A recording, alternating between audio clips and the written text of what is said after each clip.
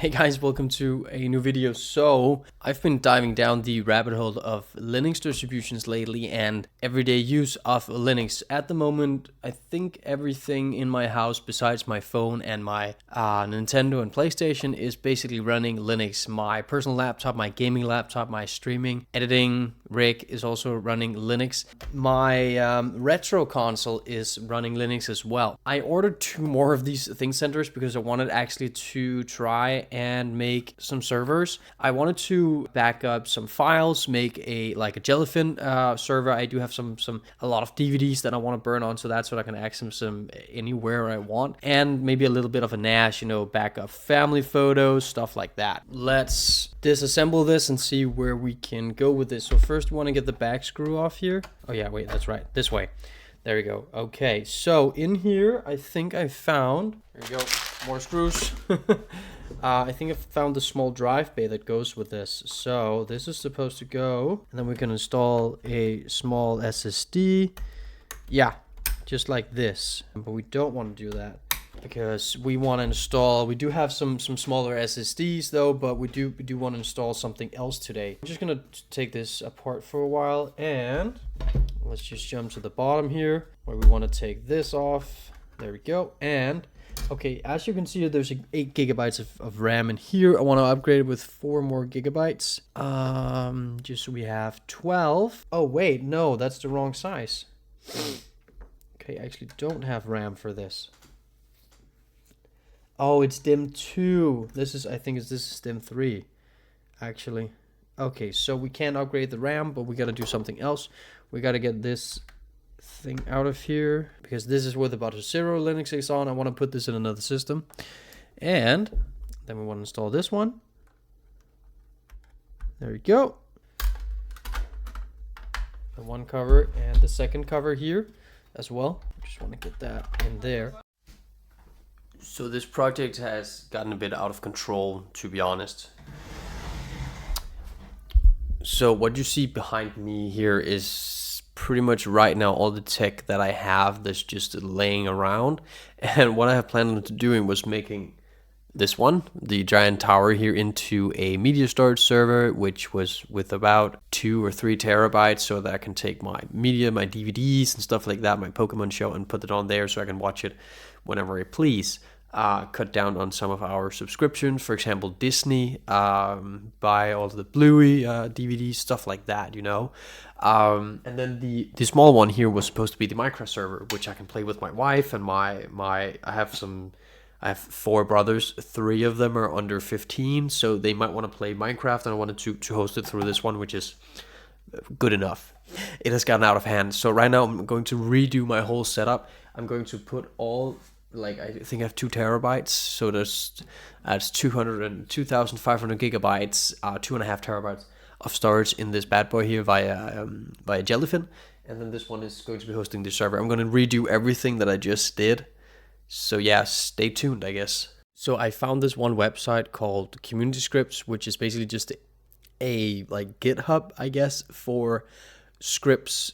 It's basically just a GitHub site, I guess, or a site that resembles GitHub. I have not read that much into it, but it's a site that just puts scripts in where you can plug into the console of the Proxmox, and it basically just automates the installation of this different virtual environments. So I'm gonna try that out and purge both the Jellyfin right now and the Minecraft server if I install the HDD probably now, and see if it can install something called crafty controller, which enables plugins for microservers, and that's what I want to do so I can play both with Java and Bedrock Edition. So yeah, let's check it out.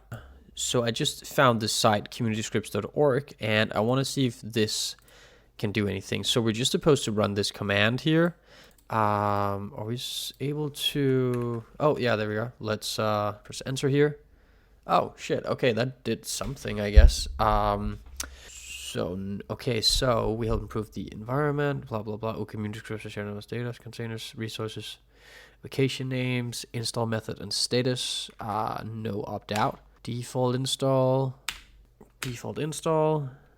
Okay, so we can't really go out of this shell right now. Okay, so we have to stay inside. That's perfectly fine. So we're just going to check this out afterwards. I'm going to load up and see if it works, and then go into a server and see if it works. So I finally got in. So I had a problem accessing the the base I was just doing. It ends in 8443, that's your IP address, and then it ends at 8443. I did 8446, so I couldn't get in. So yeah, let's take a look. So there's servers here, which is, I guess I can create a new server. I'm gonna select the server. It's Minecraft servers, vanilla. Yeah, version, the newest version, server name, Rasmus. So I'm sitting here editing this fucking video here where I'm talking about I can't make like paper or spigot servers. I've just looked at the footage, and when I choose what server to create, there's actually a drop down menu where it says paper. So yeah, I did not have to just create a Bedrock server. We just have made a Minecraft server with Java and then installed all the fucking plugins that I wanted. So in retrospect, that was dumb. But yeah, I know.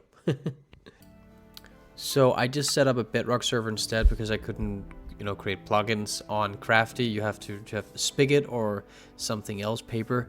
And I didn't want to do this again, so I just created a Bedrock server, and I launched this through a Bedrock launcher for Linux. And as you can see here, my wife is in the game. So yeah, it works. Let's go move on to Jellyfin. So we did it. I finally got Jellyfin set up probably, and right now I am actually burning my DVDs. So I bought this small HP external USB DVD drive, and right now I am actually burning The Lord of the Rings over to my computer, and at this moment it's looking quite good. So let's jump onto the PC and let's take a look at what I've been doing. So as you guys can see, we are inside the Jellyfin dashboard right now. This is just my library. So first of all, I created two folders, which one was for TV shows and one was for movies. Drive here houses both of these. So as you can see here, I followed some kind of guide where you have to put the name and the date of the show, and inside there you have the movie. And same with the TV shows, but that has to be done differently. So Pokemon, for example, is where I have the seasons, the name, the season's episode, and the episode name, and so forth for everything. As you can see, then it shows up probably. So if we go into libraries and we choose shows here, you can see it's actually put up in seasons here with descriptions, everything, which is awesome. If we take a look at my collections, we have Lord of the Rings, Harry Potter, Pokemon, and Robert Langdon's collection here. We go to the plugins. So I have this TMDB plugin called Box Sets, which basically just organizes it for me. So yeah, that's so cool. Show you the process of how I actually rip the DVDs and put it onto my Jellyfin server. So yeah, let's take a look at that. So the first thing you want to do is actually pick one of your DVDs. In this instance, let's just pick Castaway with Forrest Gump. There we go. So we've picked Castaway. We open up the DVD, and of course we pick out the correct one because there is different one. This is this one and this two. So there's some extra scenes. I actually just want the movie, so let's just pick this one out. And we pop it into the USB drive here. There we go. So next up we open Make MKVT, and right now it's just loading. So now the DVD has been read here, as you can see, and next we just want to click this icon here, and now it's going to scan the DVD, and then we can actually open up the contents of the DVD afterwards. So now I've read the DVD, and we just look here. We want to get not German subtitles, no Dutch subtitles. I just want to get the English versions. If you're from Germany or from Holland, you can probably just pick these as well. And then when we have picked what we wanted, we can press Make MKV, and it's going to ask us to create this Castaway folder where it's going to put the movie, and we just press OK. And now it's just going to basically rip or as some would say, burn the DVD to an MKV file. So yeah, it's going to take about 30 to 40 minutes per DVD. So and then afterwards we're going to compress it using Handbrake, and then we can put it into the Jellyfin server. After that, we have finally gotten the movie. So if we open up desktop and let's go to videos, here you can see Castaway.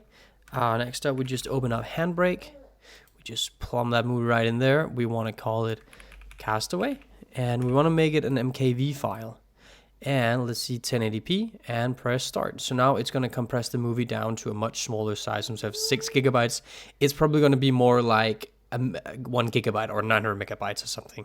After we finish the handbrake here, it will give us a new file. So it's the name of the movie and the year that it was created. And so next up, I can open up local send, which I've installed both on my server and on my main PC here.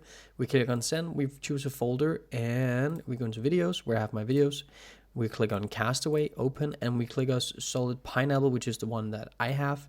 Then we go back into Proxmox and we click accept. Now it will transfer the file. So no need to pass through USBs or anything. So yeah, just to make this as simple as possible. This was the most simple reason that I could figure out, and that was pretty cool.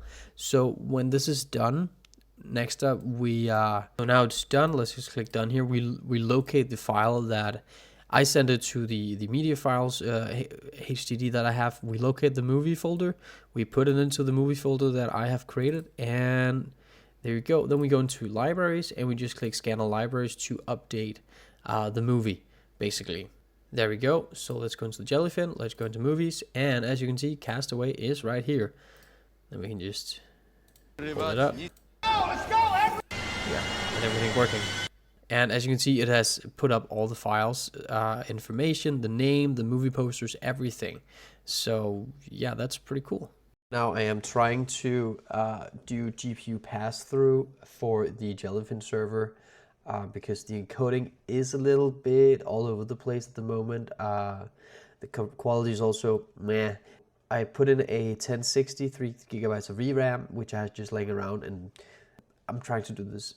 I fucked it up once, so I had to reinstall everything. So now I found this online tutorial. It's about 4.5 minutes long. I'm following it. I'm about 2 minutes in. When I'm done with that, I'm going to come back to you guys, and I hope it works, because it would be so nice to have some hardware acceleration instead of just the CPU to get some better encoding, both for audio and for video, because sometimes it actually fails to encode some of the videos that I'm actually streaming to my 4K TV over there. It just goes green, or the audio just completely cuts out. And as I've read through, it is pretty much a encoding problem, because the CPU cannot follow what I wanted to do with the high quality movies that I pull down from the Blu-rays and the DVDs, which is behind me. So yeah, let's check back with you guys later. Then go to hardware, add PCIe device. No, you please activate the C documentation for further information. But I have added it though, so I don't get it. So nothing was fucking working when I did that. IMOU was enabled both on the server and on the virtual environment here. But whenever I wanted to add a PCIe device, it just told me that EMU was not enabled. So I just looked up a random video, and VTD was not enabled, so that might be why. So I'll just check out if that works. Let's take a look. So if we click add and we do PCIe device, we should, yes. It didn't do it. It fucking worked, man. So we click raw device, we click device here, and we should be able to click GTX 10 add there. There we go. So if we go in and we just restart, pull up the display drivers, and it has been detected. So PCIe path through fucking worked, man. That took I don't know how many days, but it finally fucking worked. So let's take a look inside Jellyfin and see if we can enable it. So that only took like maybe 3 or 4 hours, and the reason it didn't work first time was because I was impatient, and the third time was because I didn't enable VTD in the BIOS settings, which I thought was enabled via virtual technology, which I had also enabled in the BIOS. But you know what? It's a learning process, and we got it. So fucking awesome.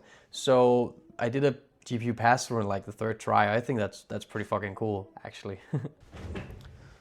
So yeah, that's pretty much the end of the first video here. So what we've learned today is how to set up Proxmox, set up virtual environments, clusters, containers, stuff like that, adding PCIe devices, adding hard drives, making different editings in directories through the terminal, editing grub. We've learned so many things, or I have. I'll definitely be moving on with this project. Next up, I think I'm going to try to build some kind of hosting for my pictures. For example, they were getting rid of my subscription to Google, but this is just the beginning of my Homelab journey. I can definitely tell, because I've had a lot of fun over these last 6 or 7 days. days trying to accomplish different things, running into different problems and figuring out how to solve them, both with Googling stuff. I'm pretty new to this thing. So is there anything you want me to see make as a new home labber? This is a pretty new hobby. It's only been about a week. So have any feedback whatsoever, leave them down in the comments below and I'll be happy to take a look at it if I have the time. So yeah, thank you guys for looking at my first home lab video. I'll see you guys next time. Bye.